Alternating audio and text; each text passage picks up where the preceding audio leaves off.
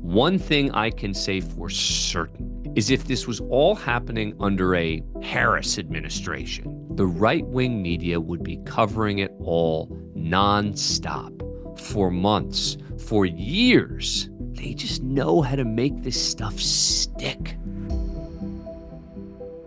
Have you noticed how quickly Signalgate has faded from the news? It was a really big story for about a week, and then it just seemingly disappeared. And on the one hand, it's understandable, right? Considering everything that's going on with the economy and these other things. And I also think, by the way, a mistake like adding that journalist to the conversation about attack plans in Yemen, which, yes, should not have been taking place in a non-secure environment. But it also, in my view, isn't the end of the world. But I was thinking about it in the context of if we had a Democratic president and it had happened to that administration, this would still be all over right-wing media, potentially for months, with investigations and demands. And it just makes you realize that they are so much better than the left at milking a scandal. Think about it. If you watch Fox News, you still hear about Hunter Biden, Hillary Clinton's emails. The Signal fiasco? Not mentioned. Even in the left-leaning media, by the way. President Trump pardoning January 6th criminals, some who attacked police officers. Seemingly ignored at this point, even by the left. The conflicts of interest in the White House. Again, if the tables were turned, the right-wing media would be all over this for months. How do we know? Because they did it with President Biden for months, years, trying in any way possible to link him to his family's sort of shady business dealings. Last week on Fox News, Secretary of Defense Pete Hegseth got mentioned 30 times. National Security Advisor Mike Waltz got mentioned 24 times. Those were the two principal figures in the Signal chat scandal. And when they were mentioned, it was usually in the context of other national security stories. And yet, Hunter Biden, in that same time period on Fox News, mentioned 60 times, about 9 mentions a day. One mention every couple of hours, more than Pete Hegseth and Mike Waltz combined. And that's not it. We've heard a lot recently about Peter Navarro, right? White House senior counselor for trade and manufacturing. But Peter Navarro is also a convicted felon. He served time in prison last year, convicted of 2 counts of contempt of Congress for defying a subpoena. He spent 6 months behind bars, regardless of what you think about his case, right? Imagine for just a moment if Barack Obama or Joe Biden came out with a hugely controversial policy. Let's take Obamacare as an example. And let's say the Obama White House's public face of that policy, its chief proponent and chief salesman, was a recently convicted felon. You would never hear the end of it on Fox News. They'd say, this is an outrage. The guy that's single-handedly wrecking the U.S. healthcare system is a felon. How is he in a position to have this kind of influence? And yet, you don't hear a word about Peter Navarro's conviction. And by the way, Navarro isn't the only felon serving in the Trump White House. Charles Kushner, Jared Kushner's father, he pled guilty in 2005 to 16 counts of tax evasion during the Bush administration. 1 count of retaliating against a federal witness and 1 count of lying to the Federal Election Commission. Now, in what sure seemed to be a favor to his son-in-law, President Trump pardoned him in 2020. And now he's the ambassador to France. Again, think about how outraged the right-wing media would be if Joe Biden had given a prestigious ambassadorship to a convicted felon with those sorts of family ties. Yet, do you talk about it? And yet there's some other pardons Trump has issued that have gone totally under the radar, that not too long ago might have been presidency-defining scandals.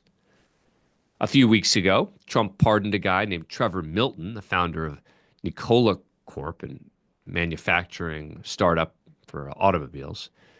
In October of 2022, he's convicted of federal crimes relating to defrauding investors with false claims about his company's success. Trump was asked about pardoning Milton in the Oval Office, and here's what he said. Highly recommended by many people, that was taken advantage of. He did a business deal like in Utah, as I have it, and I think he was exonerated, and then they brought him into New York. We had a rough road. I mean, he was exonerated. It was a big celebration. Again, I don't know him, but I was. They say it was very unfair, and they say the thing that he did wrong was he was one of the first people that supported a gentleman named Donald Trump for president. He supported Trump. He liked Trump. I didn't know him, but he liked him. It was in Utah, and they went after him. They went after his family. They went after his businesses. And he was, I believe, exonerated, and then they went after him again. He was never exonerated. He was convicted and sentenced to 4 years in prison. He was out on bond pending an appeal, not exonerated. Prosecutors were seeking $700 million in restitution for the victims that Milton was found to have defrauded. Because of the pardon, Milton won't have to pay that money. So, not only was he a Trump supporter, he was a Trump donor, and a big one. Just before the 2024 election, Milton upped his giving dramatically, donating more than $2 million to Republicans, including $920,000 to Trump's Political Action Committee. Milton's wife also donated big. AP reporting Milton and his wife combined to give $1.8 million to the Trump re-election campaign fund. Oh, and did I mention that Milton's lawyer is Brad Bondi, the brother of Attorney General Pam Bondi? Again, I'm not saying this in and of itself is the biggest deal. But I am saying imagine if the tables were turned. Well, actually, they were, sort of. How many years did Republicans spend talking about Bill Clinton's pardon of Mark Rich, convicted on federal charges of tax evasion, wire fraud, and racketeering? In that case, Rich's wife made more than $1 million in donations to the Clinton Library and the Democratic Party. Here we're talking about more than double that amount directly from the pardon recipient himself. And you're not hearing almost anything about it in the media. Last month, President Trump gave a pardon to a former Republican state senator in Tennessee, Brian Kelsey, pled guilty to charges relating to illegally funneling money to his failed campaign for Congress in 2016. But some of the language that Kelsey used in a local TV interview after his pardon offers a pretty good clue as to why Kelsey may have been freed just 2 weeks into his 21-month sentence. Well, look, we're all human, and when you're under these kind of pressures from weaponized DOJ, it is tough. He said the right words. Weaponized DOJ. Except the investigation into Brian Kelsey was reportedly opened in 2019. So he's essentially claiming that he was targeted by Donald Trump's DOJ. Just say the word weaponization, and you've immediately increased your chance of a pardon. How about Jason Galanis and Devin Archer, right? These two guys have become celebrated in the right-leaning media as the supposed fall guys for Hunter Biden, who eventually turned on him and testified in the House Oversight Committee's impeachment probe of President Biden. And in the past 2 weeks, they've gotten their reward. Galanis was granted clemency after serving 7 years of a 14-year sentence for his role in a bond scheme that defrauded a Native American tribe and pension fund investors out of tens of millions of dollars. People who followed that case say this was one of the worst federal cases of fraud. And Devin Archer was given a full pardon. Now look, again, Archer in particular may have deserved it. And I think when he testified in front of the January 6th committee, he was pretty straight about what happened. But how would the right-wing media be taking it if the shoe was on the other foot? That's what I'm focused on. New York City Mayor Eric Adams is another example. despite the fact that he was a Democrat, claiming to be targeted by a Democratic president because his views on the migrant crisis were at odds with Biden. Acting U.S. Attorney Danielle Sassoon, a longtime conservative, resigned over what she alleged was a quid pro quo with the Trump administration, where the mayor allegedly agreed to help the White House with its immigration crackdown in exchange for dropping the charges.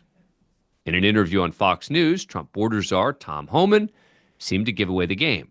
If he doesn't come through, I'll be back in New York City, and we won't be sitting on the couch. I'll be in his office, up his butt, saying, where the hell is the agreement we came to? So again, just imagine Democratic politicians making an agreement with a disgraced Republican to further their agenda in exchange for dropped criminal charges.